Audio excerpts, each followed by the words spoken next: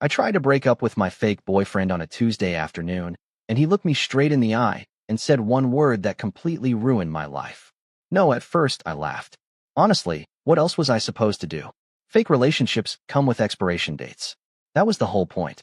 Ours had lasted almost a year, far longer than the 6 months we originally agreed on, and I thought we both understood that the finish line had finally arrived. Apparently, I was the only one. No, I repeated, waiting for the punchline. Blake Sullivan sat across from me in the private corner booth of a coffee shop we visited so often that the barista already knew our orders before we walked through the door. He wasn't smiling. He wasn't teasing. He wasn't doing that thing where he looked like he knew a secret the rest of the world hadn't figured out yet. He was completely serious. "I'm not breaking up with you, Rowan." My stomach dropped. "You don't get to decide that." "Actually," he said calmly, stirring his coffee, "I think both people usually have a say." "We're not both people. We're fake people." That should have made him laugh. Instead, something unreadable flickered across his face. For a moment, he looked almost disappointed. "That's not how I see it." I stared at him. The noise of the cafe seemed to fade into the background. Cups clinked. Someone laughed near the counter. Outside, cars rolled through downtown Chicago beneath a cloudy spring sky. But all I could focus on was the man sitting across from me. Blake Sullivan was the kind of person who made headlines without trying. 31 years old. Heir to a business empire worth more money than I could even imagine. Tall, polished, impossibly composed. The kind of guy who looked like he belonged on magazine covers while the rest of us struggled to find matching socks. A year ago, he had walked into my life with an offer so ridiculous I almost spilled coffee on him.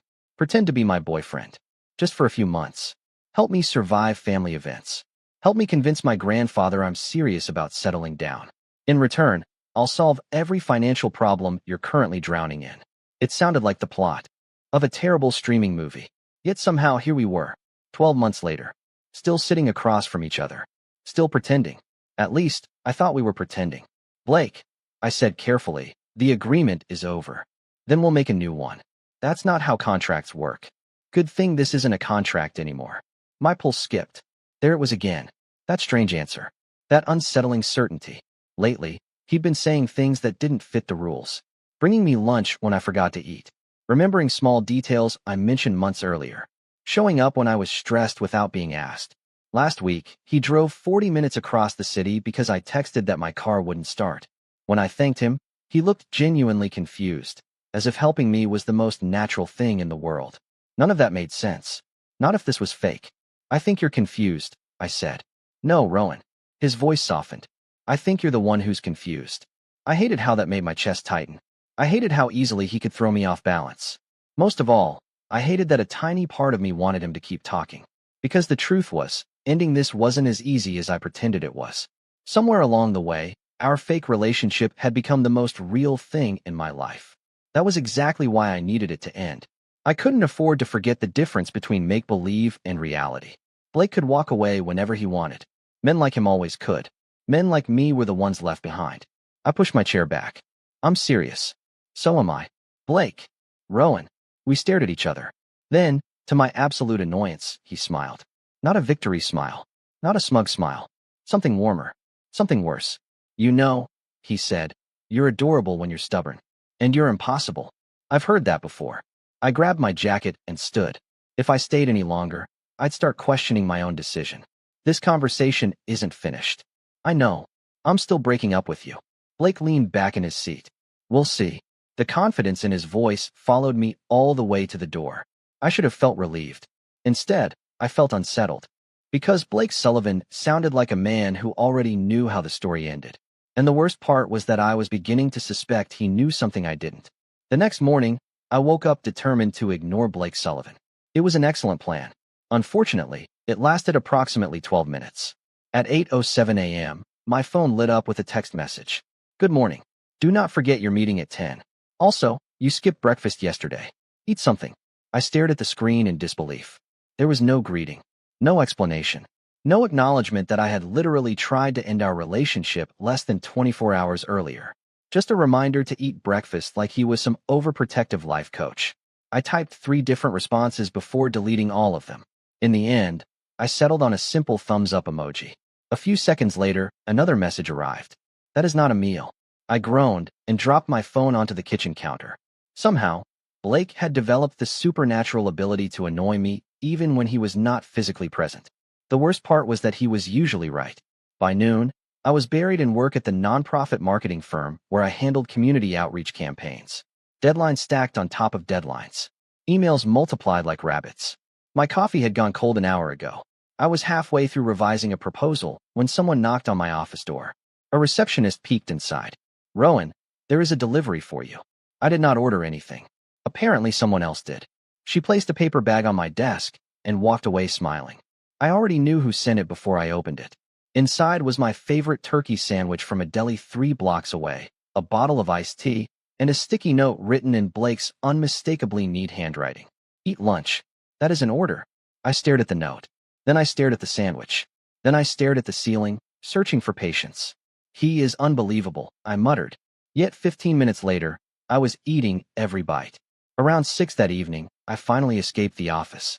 Rain had started falling during the afternoon, turning downtown Chicago into a maze of shining sidewalks and glowing headlights. I pulled my jacket tighter and headed toward the train station. That was when I noticed the black SUV parked across the street. My heart immediately sank. The driver's side window lowered. Blake was behind the wheel. "Absolutely not," I said. He leaned toward the open window. "Get in." "No, it is raining. I am aware of weather." "Rowan." "Blake." He sighed dramatically. "You are making this difficult." "Good." For a second, neither of us moved. Rain tapped against the pavement. People hurried past carrying umbrellas. Finally, Blake stepped out of the vehicle. Even in the gloomy weather, he looked unfairly put together. Dark coat, perfect posture, effortless confidence. The kind of man who belonged in expensive advertisements. "Your train is delayed," he said. "How do you know that?" I checked. "Why would you check?" "Because I knew you would refuse a ride." I hated that answer because it sounded exactly like something he would do. That is mildly concerning. That is called planning. That is called stalking. If I were stalking you, I would know what you had for lunch. I blinked. "Turkey sandwich." Blake smiled. "See? Lunch. Not stalking." I should not have laughed. I really should not have. But somehow a laugh escaped anyway. His smile widened slightly, like he had won a small battle. Dangerous. That was the word that kept coming to mind lately. Not dangerous in a frightening way. Dangerous because he kept slipping past my defenses. Dangerous because he made difficult days easier without being asked. Dangerous because every time I reminded myself that this relationship was fake, he behaved like it was anything but. "You are impossible," I said again. "You have mentioned that. More than once. I keep hoping your opinion will improve." The rain intensified. A cold gust of wind swept down the street. Blake noticed me shiver and immediately took off his coat. Before I could protest, he draped it over my shoulders. The gesture was simple, casual, yet something about it made my chest feel strangely tight. "You do not have to take care of me," I said quietly. His expression softened. I know. For one brief second, neither of us spoke. The city seemed quieter somehow. The traffic, the rain, the crowd, everything blurred around the edges. Then a car horn sounded somewhere nearby, breaking the moment. Blake stepped back. "Come on, let me drive you home." I looked at him, then at the rain, then at the coat still hanging around my shoulders. Finally, against my better judgment, I opened the passenger door. Blake tried not to look pleased. He failed, and as I settled into the seat, I had the uncomfortable feeling that agreeing to a ride was not the mistake. The mistake was starting to wonder why a man who supposedly hired me for a temporary arrangement still looked at me like he had something worth fighting for. The ride home should have been quiet. Instead, every mile seemed to make things worse. Blake drove through the rain with one hand resting lightly on the steering wheel, looking completely relaxed while my thoughts bounced around like pinballs. The inside of the SUV smelled faintly like cedar and coffee. Soft jazz played through the speakers. Everything about the moment felt comfortable, and that was exactly the problem. Comfortable was dangerous. Comfortable was how people forgot where the boundaries were supposed to be. "You are staring at the dashboard like it insulted you," Blake said. "I am thinking." That explains the expression. I shot him a look. He smiled without taking his eyes off the road. Somehow, he always knew exactly how to pull me out of my own head. 20 minutes later, we arrived at my apartment building. I reached for the door handle. "Thank you for the ride." "You are welcome. Good night." "Not yet." I paused. "What do you mean not yet?" Blake nodded toward the passenger seat floor. A black envelope rested beside my shoes. I frowned. What is that? Something you need for Saturday. That answer raises several concerns. Open it. Against my better judgment, I picked up the envelope. Inside was an invitation printed on thick cream-colored cardstock. The Sullivan Foundation Spring Gala. My stomach immediately sank. No, Blake laughed softly. Interesting. That was my response to your breakup speech. I am serious. So am I. I looked at the invitation again. The Sullivan Foundation Gala was one of the biggest charity events in the city. Politicians attended. Business leaders attended. Reporters attended. Half of Chicago seemed to attend. Our arrangement is ending, I reminded him. Then this can be our final appearance. You said that about Thanksgiving. That was different. You also said that about Christmas. Completely different. And New Year's. That barely counts. I stared at him. Blake looked entirely too pleased with himself. Finally, I groaned. One event. One event. Then we talk. Then we talk. The next few days passed faster than expected. Work kept me busy, but Blake somehow remained impossible to ignore. Flowers appeared at the office after a stressful meeting. My favorite coffee showed up during a particularly long afternoon. Every time I tried to create distance, he quietly erased it. By Saturday evening, I was standing in front of a mirror wondering how my life had become so complicated. The gala occupied an entire downtown hotel overlooking the Chicago River. Crystal chandeliers hung from soaring ceilings. Live music drifted through the ballroom. Elegant guests moved through the crowd carrying glasses of sparkling cider and champagne. Beside me, Blake looked perfectly at home. Tailored black suit. Calm confidence. Effortless charm. If wealth were a person, it would probably look exactly like him. The moment we entered, attention shifted toward us. I felt it immediately. Curious glances. Quiet whispers. People smiling a little too carefully. Blake noticed my discomfort. Without saying a word, he stepped slightly closer. The movement was subtle. Protective. Familiar. It should not have made me feel safer. Somehow it did. Relax, he murmured. Easy for you to say. You forget I hate these events. Nobody hates these events while looking like they own the building. I do. Liar. His smile appeared again. Warm. Private. Dangerous. A few minutes later, a group of investors approached. Conversation flowed easily until one man glanced at me and frowned. You are still together? The question seemed harmless. Yet something about his tone made me uncomfortable. Last I checked, Blake replied smoothly. The man laughed.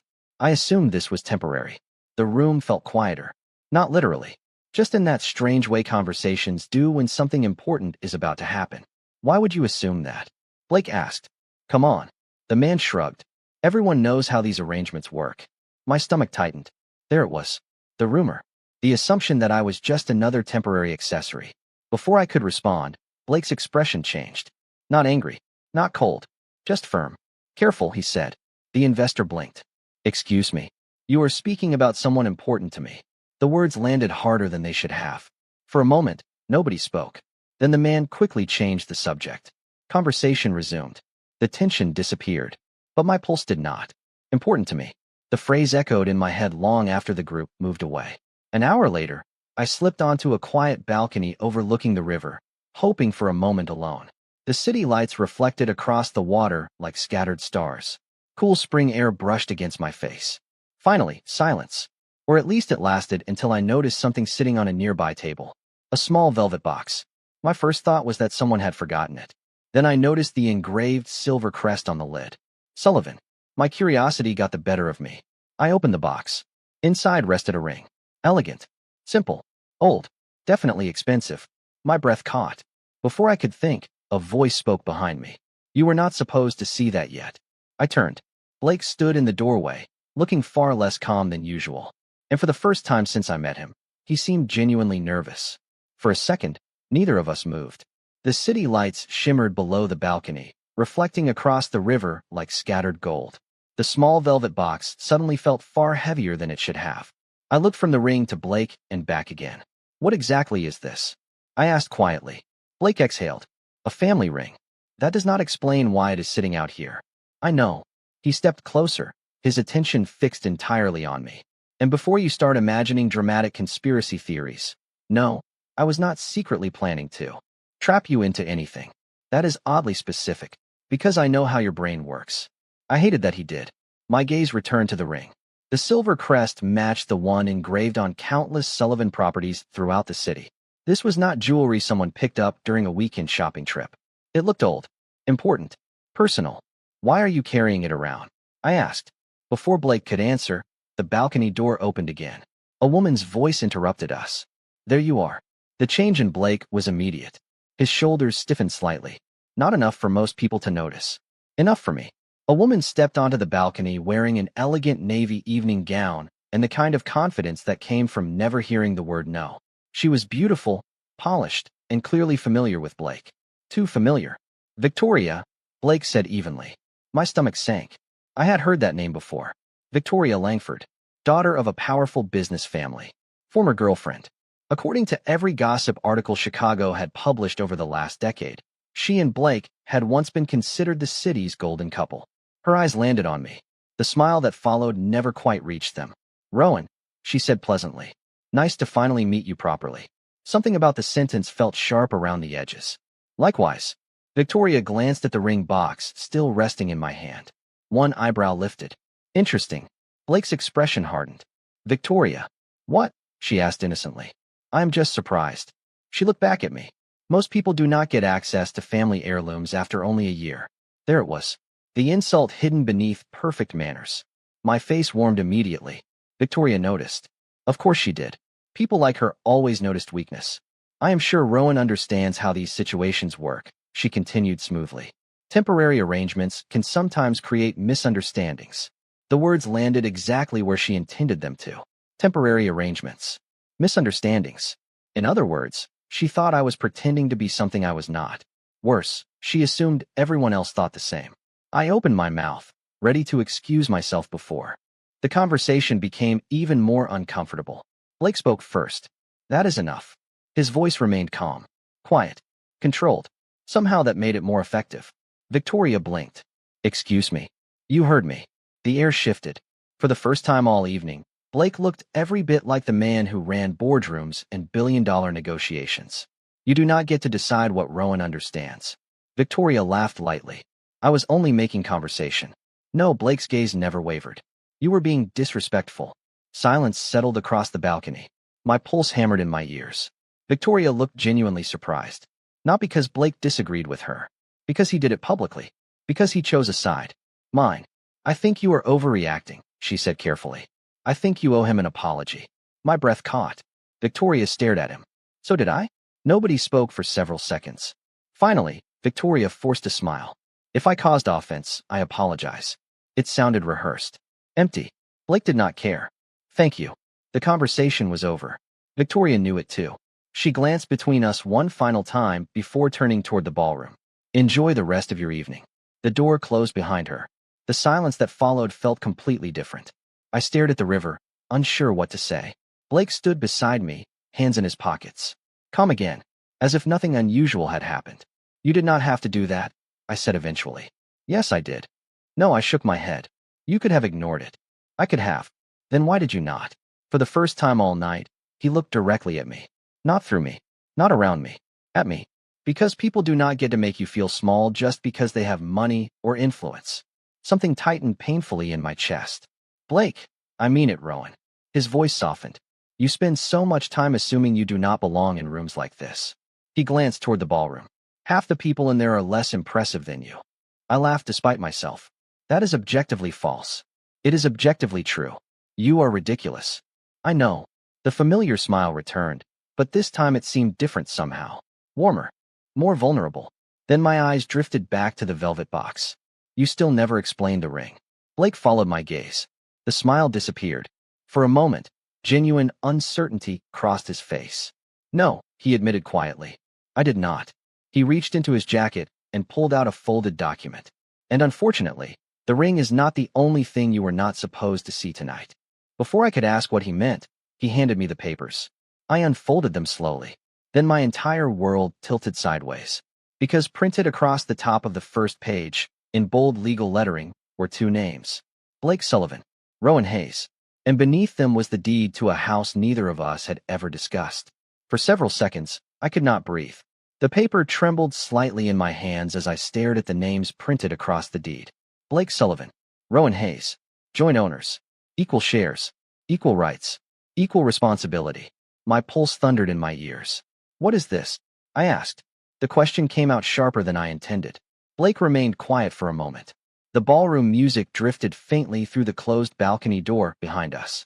Somewhere below, a boat moved across the river. The entire city seemed frozen in place. It is exactly what it looks like, he said. Then explain why my name is on a property I have never seen. Because I put it there. I laughed once.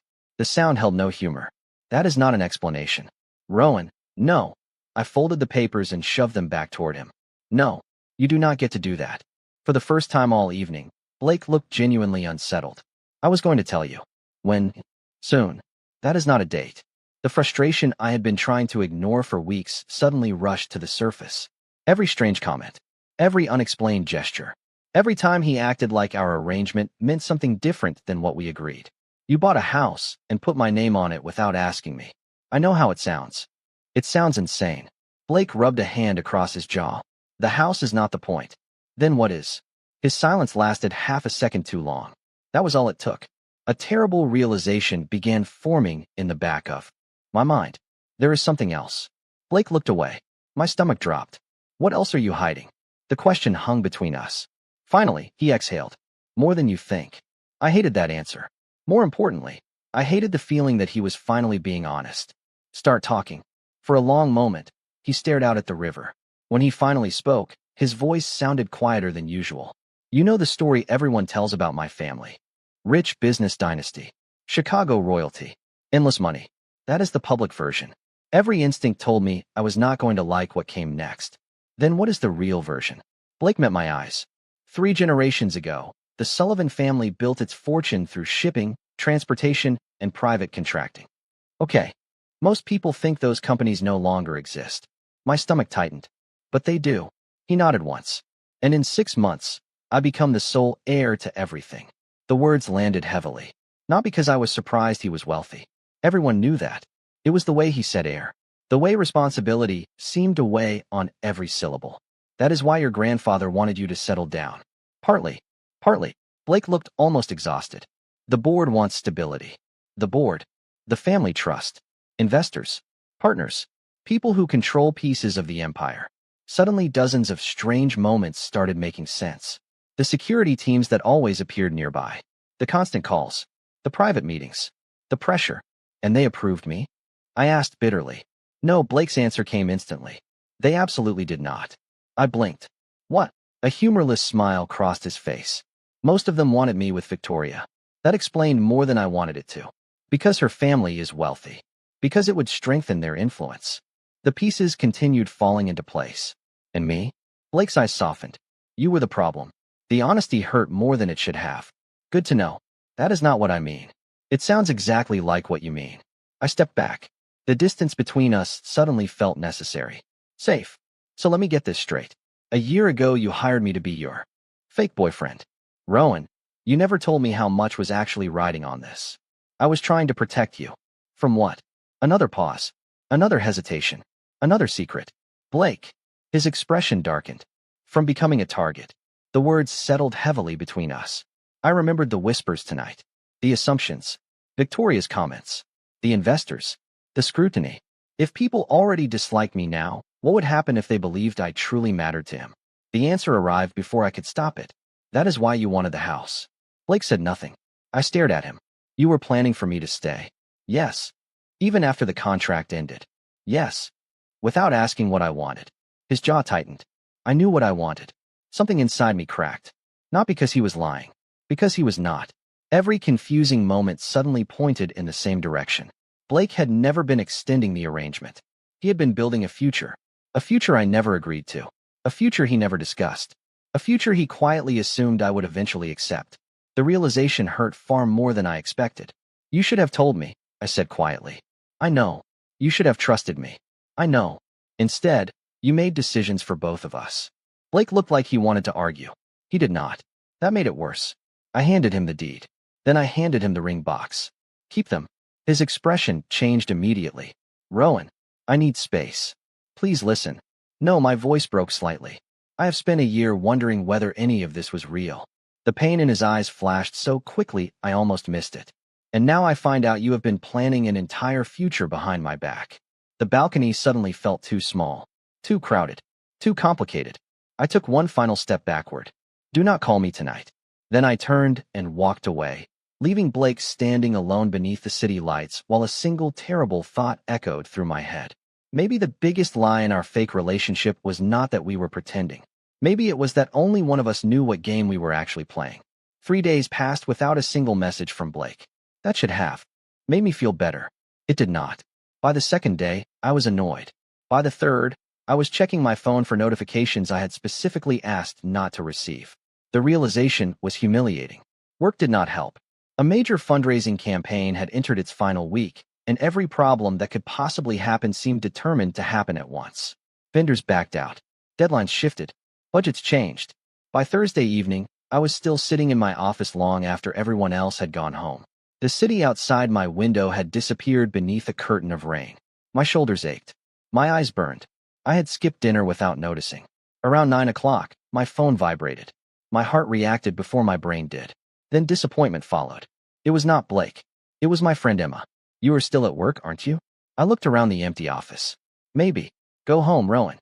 You sound tired through text messages. I laughed despite myself. 10 minutes later, I finally packed my bag and headed outside. The rain was worse than I expected. Wind pushed water sideways across the street. Cars sprayed puddles onto the sidewalks. Within seconds, my jacket was soaked. Perfect. Just perfect. I had barely reached the corner when a black SUV pulled to the curb beside me. My stomach immediately recognized the vehicle before my brain caught up. The passenger window lowered. Blake sat behind the wheel. Neither of us spoke for a moment. Rain drummed against the roof. Streetlights reflected across the wet pavement. Finally, he said, "Get in." I almost refused out of principle. Then a freezing gust of wind nearly knocked my umbrella inside out. 5 minutes later, I was sitting in the passenger seat trying very hard not to notice how relieved I felt. The silence lasted several blocks. "How did you find me?" I asked. "Your office is not exactly a state secret." That is not an answer. Blake kept his eyes on the road. "I knew you would work late. You waited outside?" Another pause. That was answer enough. I stared out the window. "That is ridiculous." "Probably. You should have gone home." "Probably." The simple honesty stole the argument from me. For several minutes, only. The sound of rain filled the vehicle. Then Blake spoke quietly. "Have you eaten?" I closed my eyes. Of course he would ask that. Not yet. His jaw tightened slightly.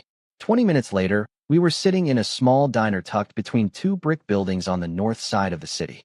It was the kind of place with old booths, warm lighting, and coffee that somehow tasted better at night.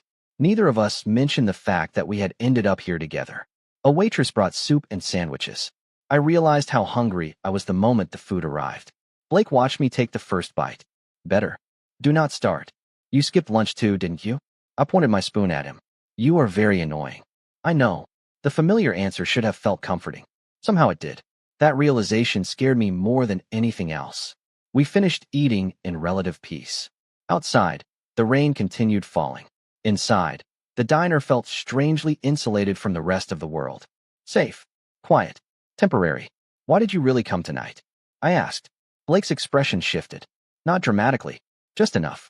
Because I was worried. The answer arrived so quickly that I almost missed it. No excuses. No jokes. No carefully constructed explanation. Just the truth. I looked down at my coffee. "You do not have to do that." I know. The same words he had spoken before. The same certainty. This time I could not look away. "Then why?" Blake stared at the table for several seconds. When he finally spoke, his voice sounded different. Softer. Older somehow. "Because most people in my life only stay when they need something." The confession caught me off guard. "Blake." He shook his head slightly. "My family measures relationships like business transactions. Partnerships. Advantages. Leverage." He gave a small humorless laugh. By the time I was 21, I could walk into a room with 50 relatives and still feel completely alone. The honesty hurt to hear. Not because it was dramatic. Because it was not. It sounded practiced. Familiar. Like loneliness he had carried for years. "That is why you wanted me there," I realized quietly. "At the beginning." Blake nodded. "Partly. Because you were tired of being surrounded by people who saw the Sullivan name before they saw you." His eyes lifted to meet mine. For a moment, neither of us spoke. Then he smiled sadly. "You were the first person who argued with me within 5 minutes of meeting me." I laughed despite myself. "You deserved it." "Probably." The smile became more genuine. You treated me like a person. Something tightened painfully in my chest. The rain continued tapping softly against the diner windows. The city moved outside. Time moved outside. Yet somehow everything inside that booth felt suspended. Then Blake looked directly at me and said the one thing I was completely unprepared to hear. The part that scares me is not losing the contract, Rowan. My breath caught. It is losing you. The disaster began on a Monday morning. I did not know it yet when I walked into the office carrying coffee and answering emails. But by noon my entire life would be trending across social media. It started with a text from Emma. Rowan, do not panic. Naturally, that guaranteed panic.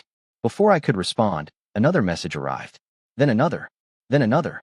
Coworkers were staring at their phones. Conversations stopped when I entered rooms. A cold knot formed in my stomach. I opened the first link. My blood turned to ice. A headline filled the screen. Sullivan Ayres' boyfriend exposed. Beneath it sat photographs. Screenshots. Documents. Half-truths carefully arranged to look like facts. The original fake relationship agreement. Edited messages stripped of context. Photos of me entering Sullivan events.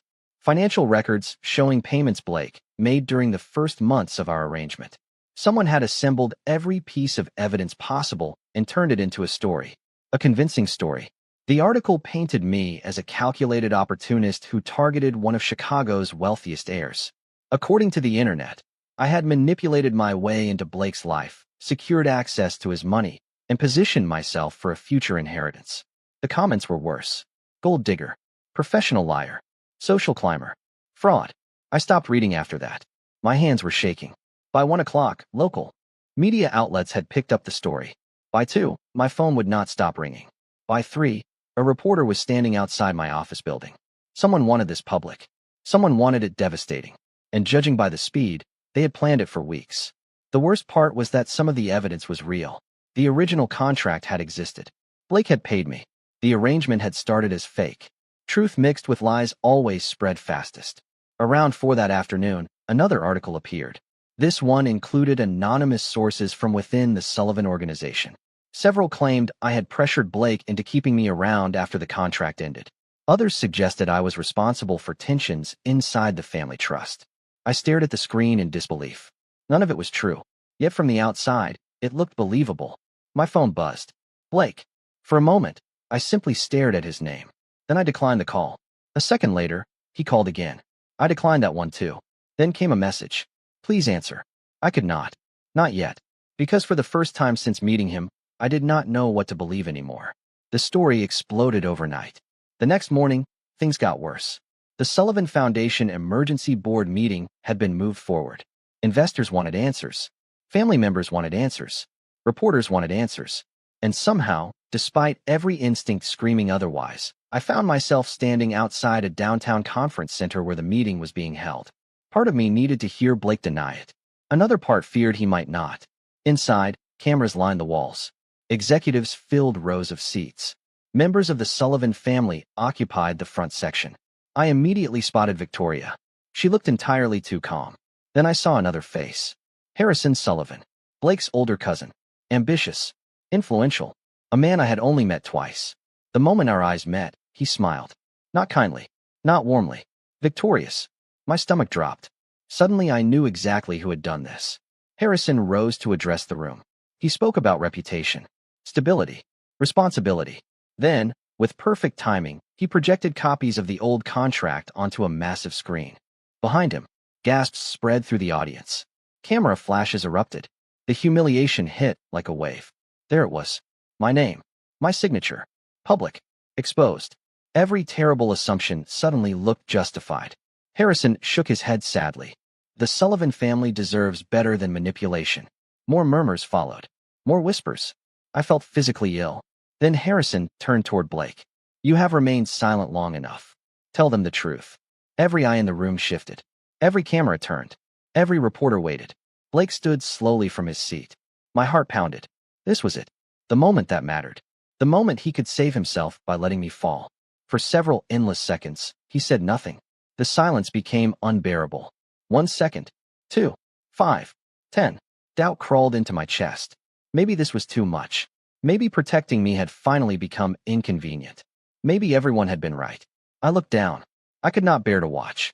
Then Blake finally spoke, and the first words out of his mouth changed everything. "The truth," he said quietly, "is that every accusation in this room is aimed at the wrong person."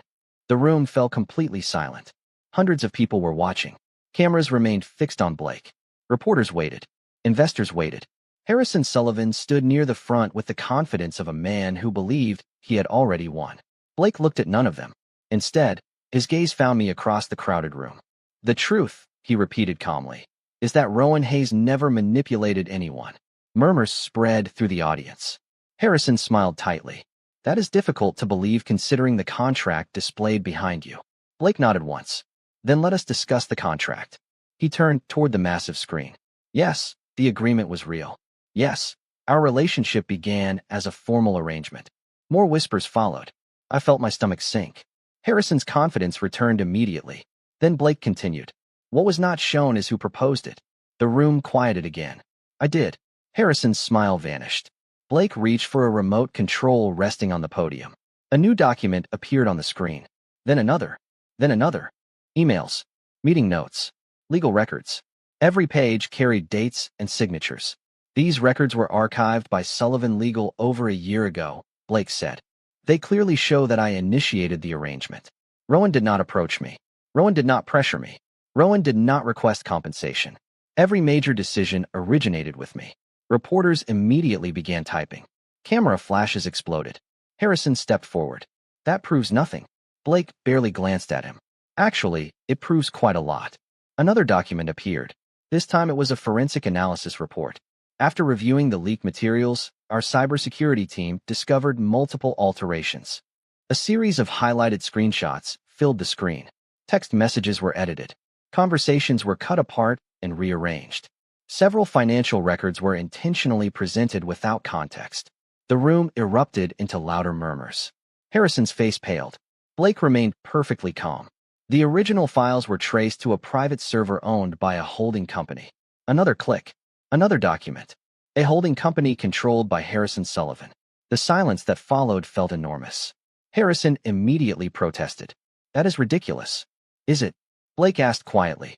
"Because our investigators found timestamps, access logs, and authorization records linking the release directly to your office." Harrison opened his mouth, closed it, opened it again. Nothing came out. For the first time since entering the room, he looked genuinely afraid. Blake did not raise his voice. He did not need to. "You attempted to manufacture a scandal to weaken my position before the inheritance transition." Every word landed with devastating precision. "You used fabricated evidence. You targeted someone who has done nothing except treat me with honesty." I could barely breathe. The room no longer felt real. Harrison looked around desperately. Nobody was supporting him anymore. Not the investors. Not the board members. Not even Victoria. One by one, people began turning away. The shift was immediate and brutal. A man who had seemed powerful minutes earlier suddenly looked very alone. Blake clicked the remote one final time. The screen went dark. Then he stepped away from the podium. What happened next surprised everyone, including me. "There is one more thing." His voice softened. "Not much. Just enough. I am tired of hearing people discuss Rowan as if he is an accessory to my life." The room became silent again. My pulse hammered against my ribs. Blake looked directly at the crowd. "You want the truth?" He paused. "The truth is that this arrangement stopped being fake a long time ago." Every reporter in the room practically stopped breathing. "The truth is that Rowan has spent months questioning my motives while I spent months trying to find the courage to tell him mine." A few nervous laughs spread through the audience. Blake ignored them. His attention never left me. "The truth is that he challenged me when everyone else agreed with me. He cared about people who could offer him nothing in return. He made me remember who I was outside of boardrooms and contracts and expectations." My chest tightened painfully. "And the truth," Blake said quietly, "is that I would rather lose every dollar attached to my last name than lose him." The room exploded. Gasps. Whispers. Camera flashes. Reporters scrambling to keep up. None of it seemed to matter anymore. Because for the first time since I met him, Blake Sullivan looked completely unguarded. Completely honest. "If anyone in this room has a problem with Rowan Hayes," he continued, "then they have a problem with me." Nobody interrupted. Nobody challenged him. Because I choose him. The words hit harder than any dramatic declaration ever could. Simple. Certain. Final. Blake stepped down from the stage. The crowd automatically parted for him. One step, two, three. Then he stopped directly in front of me. The entire room watched. Every camera pointed in our direction. For a second, neither of us spoke. Then Blake smiled softly and said the one thing I never expected to hear in front of hundreds of people. I should have trusted you with the truth from the beginning. For a moment, the noise of the room disappeared. The reporters, the investors, the cameras, the whispers. None of it seemed real anymore. All I could see was Blake standing in front of me, looking more vulnerable than I had ever seen him. This was the man who could walk into a boardroom and control the conversation within seconds. The man who carried an empire on his shoulders. The man who always seemed to know exactly what to do. And somehow, standing a few feet away from me, he looked nervous. You should have, I admitted quietly. A flicker of pain crossed his face. I know. Around us, people continued talking in hushed voices. Security escorted Harrison from the room. Reporters rushed to file breaking stories. The scandal that had nearly destroyed me was already collapsing under the weight of the truth. Yet somehow none of that felt important anymore. Blake remained exactly where he was. Waiting. Not pushing. Not demanding forgiveness. Just waiting. It struck me then that for all his mistakes, he had never actually tried to control my choice. He had tried to protect me. He had tried to build a future before asking whether I wanted one. He had been wrong. But beneath every bad decision had been the same thing. Fear. Fear of losing something before he even had the chance to keep it. You really thought I would leave? I asked. Blake gave a small laugh. Every day. That surprised me. You? Especially me. The honesty in his voice made my chest ache. You have no idea how many people stay because of the last name. He glanced around the room. Or the money. Or the opportunities. Then he looked back at me. You were the first person I ever wanted to stay for me. For several seconds, I could not speak. Because the truth was, I understood exactly what he meant. Somewhere between fake dates and charity galas and late-night diners, Blake had become important to me too. Far more important than I had ever planned. The problem was that admitting it felt terrifying. You are still ridiculous, I said softly. Relief flashed across his face. That is probably fair. And you are terrible at communication. Also fair. And buying houses without permission is completely insane. I am learning that. A laugh escaped me before I could stop it. Blake smiled. The expression was small at first, then real, then brighter, than I had seen in weeks. For the first time since this entire disaster began, everything felt lighter. So, Blake said carefully, where does that leave us? The question lingered between us. A year ago, the answer would have been easy. We had rules, contracts, deadlines, expectations, but none of those things existed anymore. The fake relationship had already ended. What remained was something far more frightening, something real. I looked at him, really looked at him. The stubborn determination, the quiet loneliness hidden behind confidence, the way he always showed up when it mattered, the way he protected people he cared about even when it cost him something, the way he had just stood in front of an entire city and chosen me. I do not want another contract, I said. Blake's expression softened immediately. Neither do I. No timelines. Agreed. No pretending. Definitely agreed. I took a slow breath. Then I reached for his hand. The movement felt simple, natural. Yet the moment our fingers intertwined, the room seemed to react. More whispers. More cameras. More headlines waiting to happen. For once, I did not care. Neither did Blake. Then maybe, I said quietly, we try this for real. Blake stared at me for half a second. Then his entire face changed. The tension disappeared. The uncertainty disappeared. For the first time since I met him, he looked completely happy. I would like that very much.